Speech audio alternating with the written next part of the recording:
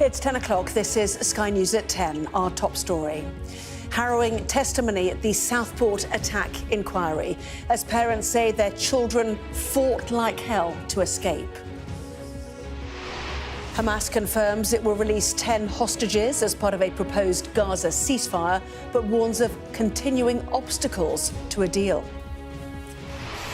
Le Bromance is rekindled, but will the UK and France really be able to agree a deal to tackle cross-channel migration? Plus, damning criticism of how victims of the infected blood scandal are still facing delays to compensation. It's turned into another horror story, a scandal in a scandal. A special report on the fly tippers ruining the countryside as they turn trash into cash. And they are not giving up without a fight. An emphatic English victory keeps the Lionesses at the Euros. Plus, we'll take a first look at tomorrow's front pages. That's coming up in our press preview from 10:30 right through to midnight.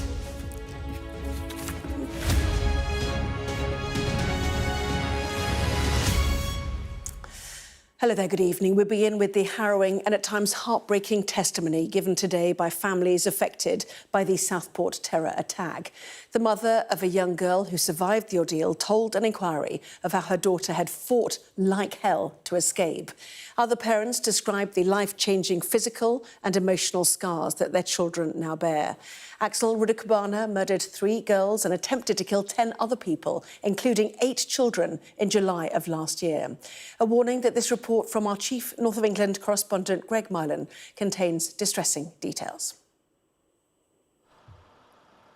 The terrifying, awful reality of what children experienced that day in Southport last summer played out in front of the inquiry into whether that attack could have been prevented. A father told how his daughter was stabbed in the back 3 times by a coward she didn't even see. She has no self-pity about what happened to her, he said. She wears her scars with a dignity and defiance that is remarkable. We couldn't be prouder of her. She is our hero. 3 girls didn't survive, of course, and we know the authorities had been aware of Axel Rudakabana. The father said lessons need to be learned from what happened and processes need to be changed if organisations and people need to be held to account for what culminated in that awful day.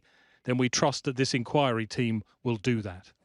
The inquiry then heard from the mother of a girl who was stabbed 33 times, lost her entire blood volume and required 2 life-saving operations.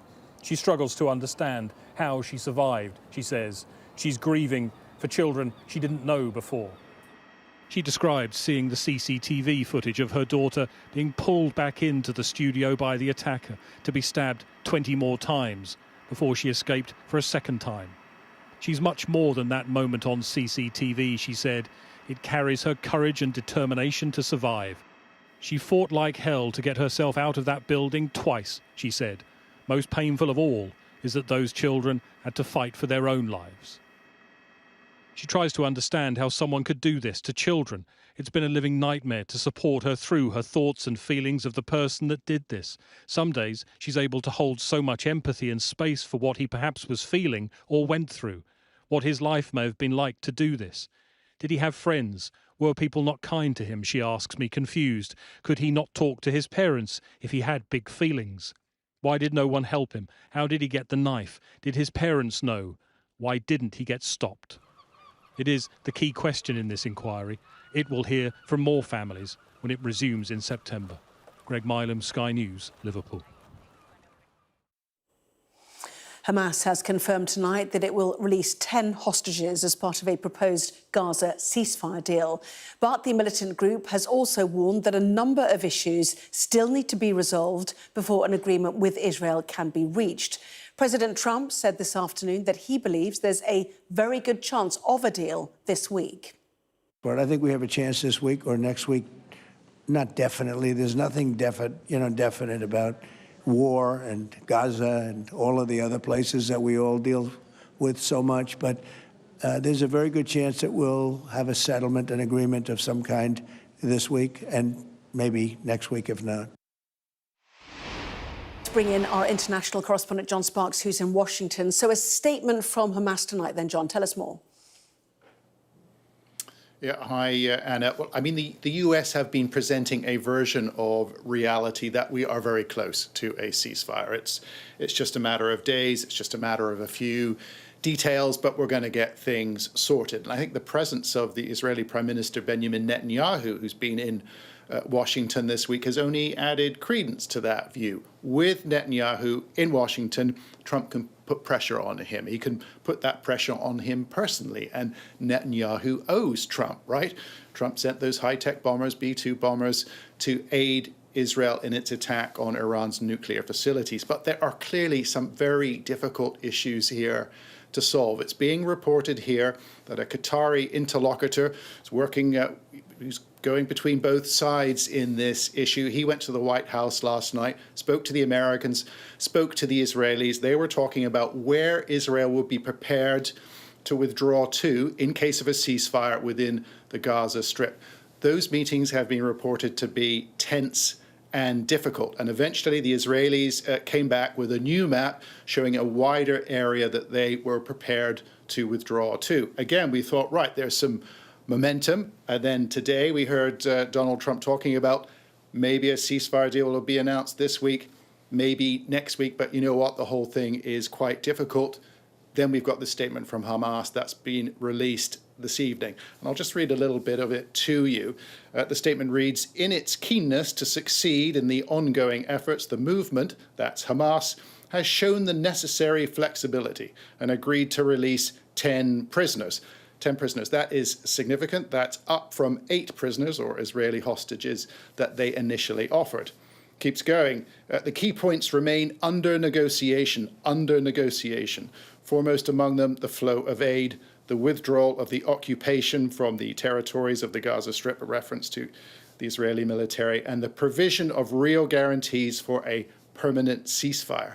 So where does that statement put us? I mean, that is a very different reality, a very different version of reality.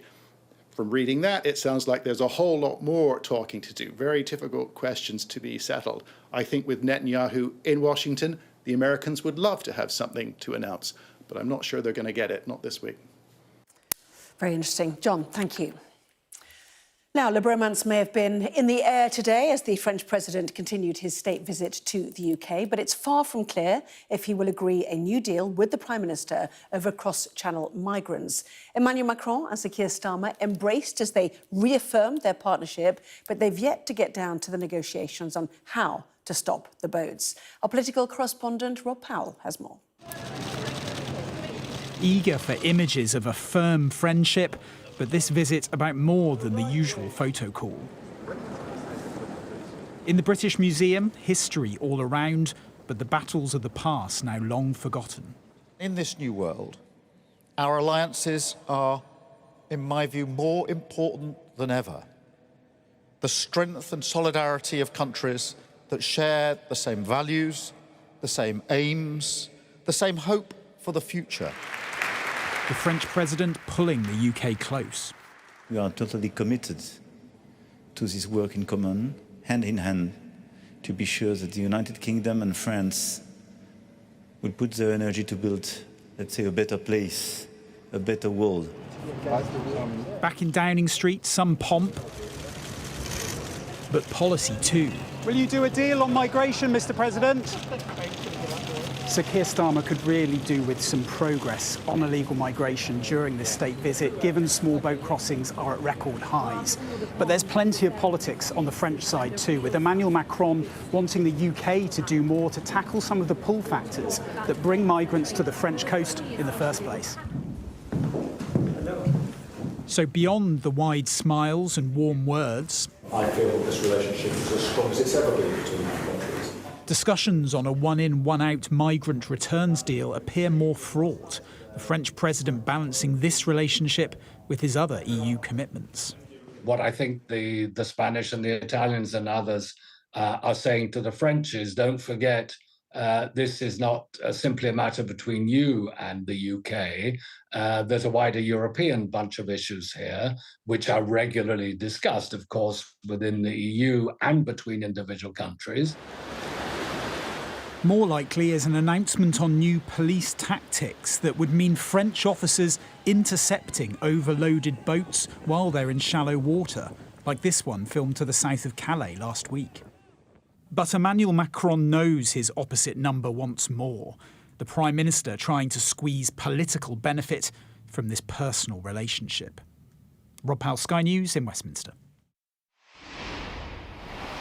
Well, let's go live to Downing Street and our chief political correspondent, John Craig. Plenty being written about the prospect of a migration deal in tomorrow's newspapers, John, that it doesn't go far enough, only 50 migrants to be returned each week, that the deal itself is hanging in the balance. So what are you hearing? Well, in the statement following the talks here in Downing Street, Number 10 said that they'd agreed to make progress on new and innovative solutions, including a new deterrent to break the business model of these gangs. Well, that's what the so-called one-in, one-out scheme is all about. It's supposed to be a deterrent by showing illegal migrants they can expect their asylum claim to be rejected when they arrive and then get sent back to France. And yes, the problem is the numbers, because there are reports in France that Britain is only going to send back 50 migrants a week under a trial initially. That means 2,600 a year, according to reports in France. And yet there are more than 44,000 migrants have arrived in the UK since Labour won the general election a year ago. If that's all it is, if those numbers aren't better than that, then the Prime Minister's going to face fierce criticism and be told that the deal is not worth the paper it's written on. Yes, plenty of coverage of that bilateral meeting. But while we've got you, John, a significant defection tonight from the Tories to reform. A pretty high-profile defection. It's Sir Jake Berry. Now, he's a former Tory chairman under Liz Truss when she was Prime Minister, a minister under Theresa May and Boris Johnson, former MP for Rossendale and Darwen in Lancashire, lost to Labour because of a high reform vote last year. I've spoken to him a few times recently. He's bitter and disillusioned about the state of the Tory party. So he has jumped to Nigel Farage's Reform UK. Writing in The Sun, he has said, "Britain is broken. It didn't start with Labour. The Conservative governments I was part of share the blame." He goes on to talk about millions of people wanting a country they can be proud of. The only way to get that is reform in government. He says Nigel Farage doesn't change his views to fit the mood of the day. Who could he mean there? And people respect that. So do I. That's why I believe he should be our next Prime Minister. So this week, Mr Farage has lost James McMurdoch. He's quit the party, but he's got two fairly senior defections. First, David Jones, former Cabinet Minister earlier this week, and now Sir Jake Berry. The Tory High Command will be worried about this and worried there are going to be more. John Craig in Downing Street, thank you. Well, meanwhile, Sir Keir Starmer has refused to rule out the introduction of a wealth tax after the Tory leader Kemi Badenoch accused him of flirting with the idea. At Prime Minister's questions, the Labour leader ruled out increases to income tax, VAT and national insurance, but refused to answer questions on wealth taxes or a freeze on tax thresholds. Our deputy political editor, Sam Coates, has been looking at the narrowing options the government has left to balance the books. Keir Starmer has to fill a £20 to £30 billion black hole come the budget, which we expect in November. But watching him at Prime Minister's questions today, he took so many different options off the table. So under questioning from the Tory leader Kemi Badenoch, he appeared to confirm he wouldn't raise many of the biggest taxes that are Labour available promised to him. not to increase income tax, not to increase national insurance, and not to increase VAT. Does the Prime Minister still stand by his promises? Yes. Now, just last week, Cabinet Ministers were telling me that they were looking at that because, look, that represents 73% of the possible taxes that you could do. So he's taken income tax off the table, national insurance, VAT, corporation tax, leaving him with just 27% of the tax take to possibly increase. That is a significant move and weakens his hand. Now, let's look at wealth taxes. At the weekend, Neil Kinnock, the former Labour leader, was saying that they should increase wealth taxes to fill the black hole.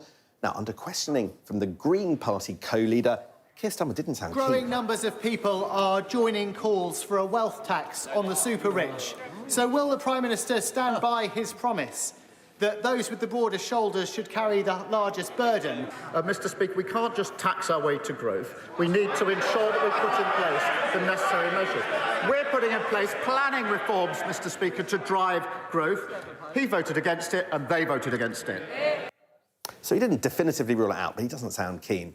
What about freezing the income tax threshold, basically a stealth tax, dragging more people into upper rates of income tax? Well, he was asked by Kemi Badenoch. Listen to how he doesn't rule that one out. The Chancellor promised that she would lift the freeze on income tax and national insurance thresholds because, in her words, they hurt working people. Is that still government policy? Yeah. Mr. Speaker, no Prime Minister or Chancellor is going to write a budget in advance. So Keir Starmer didn't rule that out, but just last October in the budget, Rachel Reeves said that precisely that, would amount to a breach of the manifesto. Listen to this. Extending the threshold freeze would hurt working people. It would take more money out of their payslips. I'm keeping every single promise on tax that I made in our manifesto. So there will be no extension of the freeze in income tax and national insurance thresholds beyond the decisions by the previous government. Didn't this man get the memo? If Labour does freeze income tax thresholds, that will be thrown back at them. Economists are really worried. Just yesterday, the Office of Budget Responsibility issued a report saying we are at the limit, that Britain is in a very vulnerable position, and effectively we've got the third highest borrowing costs of any advanced economy, and there are so many risks, whether it's pensions, whether it is defence spending, whether it is growth just not as good as possible. There are problems in our economy, and with Keir Starmer ruling out so many different things, again we ask, is he going to end up in a tax dead end? Sam Coates there. Well, for the second day running, the injustice suffered by victims of state-related scandals in this country has been laid bare. Yesterday, it was the plight of sub-postmasters. Today, it was those caught up in the biggest scandal in the history of the NHS. The chair of the inquiry into how people were knowingly given infected blood said today that delays in giving victims compensation was perpetuating the harm they've suffered. Our health correspondent, Laura Bundock, reports. It's been a decades-long fight for justice and compensation, but the struggle and suffering continues. It's turned into another horror story, a scandal in a scandal. Stuart's attempted to take his own life twice. He was infected with hepatitis C, aged just 8. I'm having to vindicate what they did to me again. I feel like they're not listening again. The claims managers are not listening, IBCA are not listening. And I'm having to relive the whole process and trying to justify why I should get compensation. The chair of the infected blood inquiry, Sir Brian Langstaff, agrees. A year after his final report, he's written another, making yet more recommendations. That people should be able to apply for compensation rather than wait to be asked. The obvious injustice of excluding people infected with HIV before 1982 must be corrected. Unrealistic evidence requirements should be removed that'll stop most people who experienced severe psychological harm from having that recognised. Do you have confidence that the government finally will be listening to what you're saying? I don't think it's too late to put things right. And I think with the will, things can be made fairer and things can be made faster. Claire's family are among those yet to be contacted by the compensation scheme. Her dad, Trevor, died from AIDS complications after receiving contaminated blood.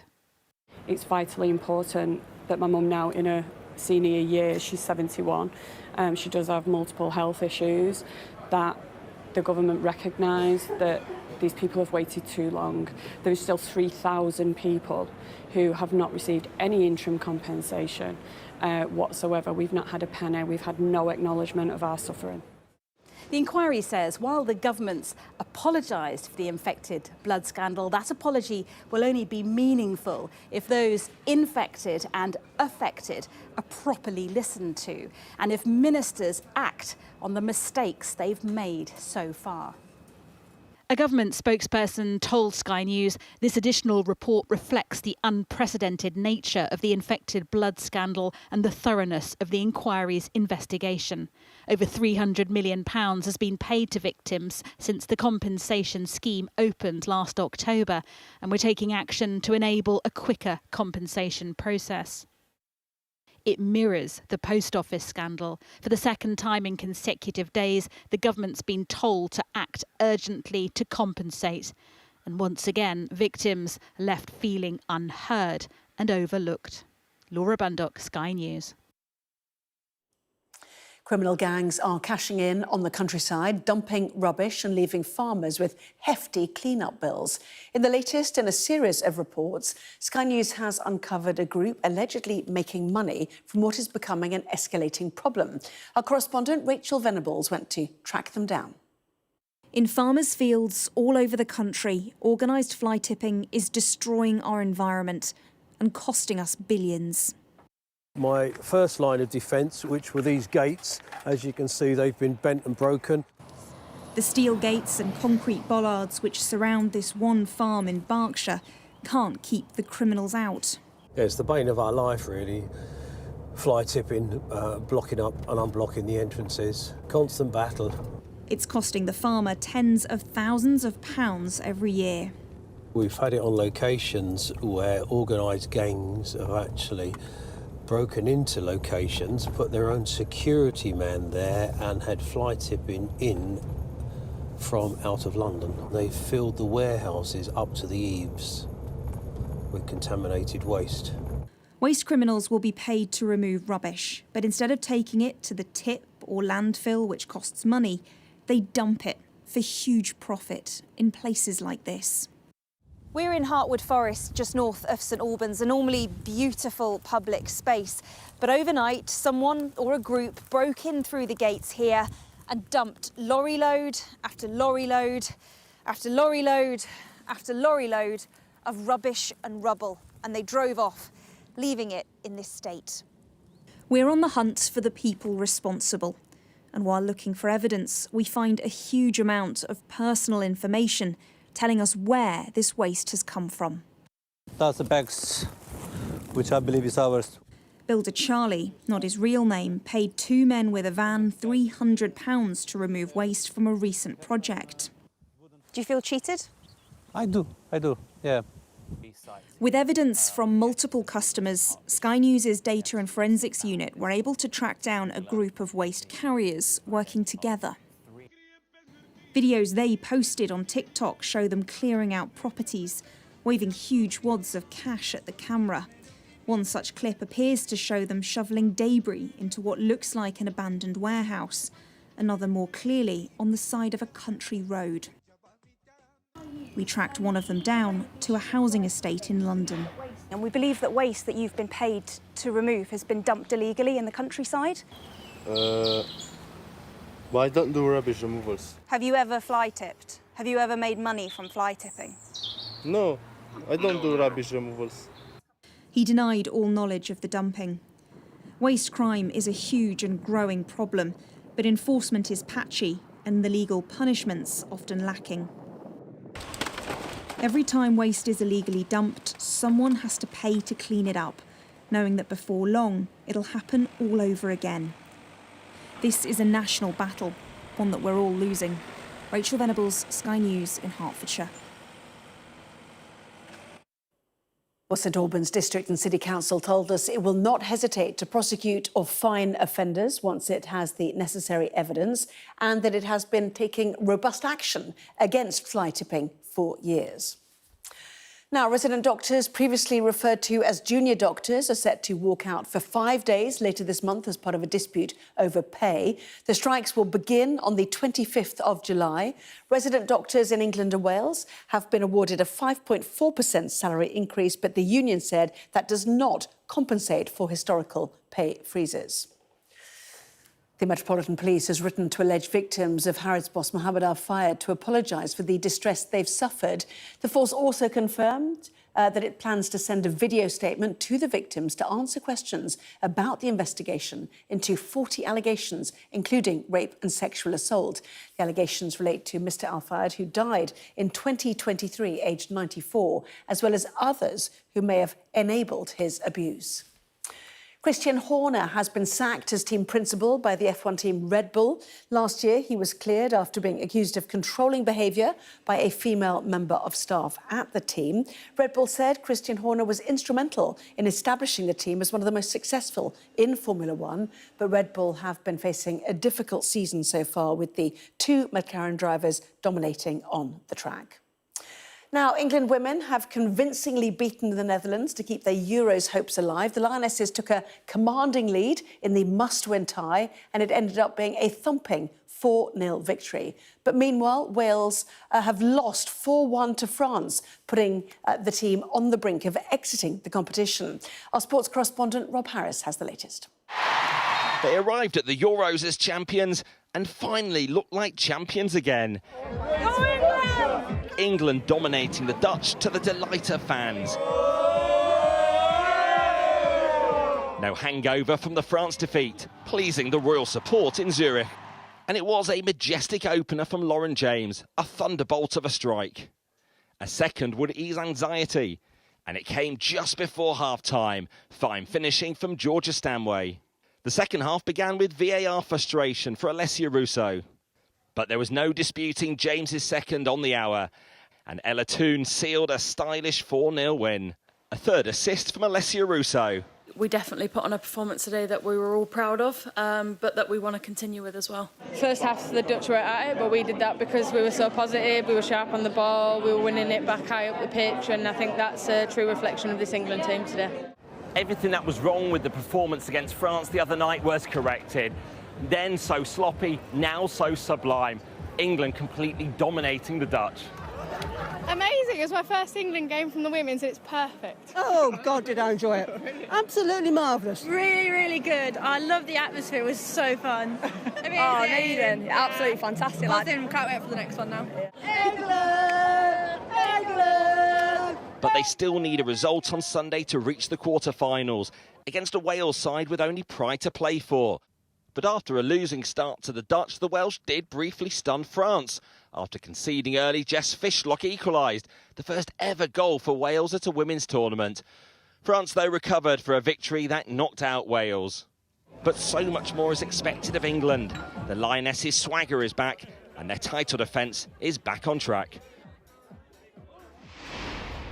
Well, Rob joins us now live from Zurich. So considerable relief for the England team and their fans, of course, Rob, after that rocky start.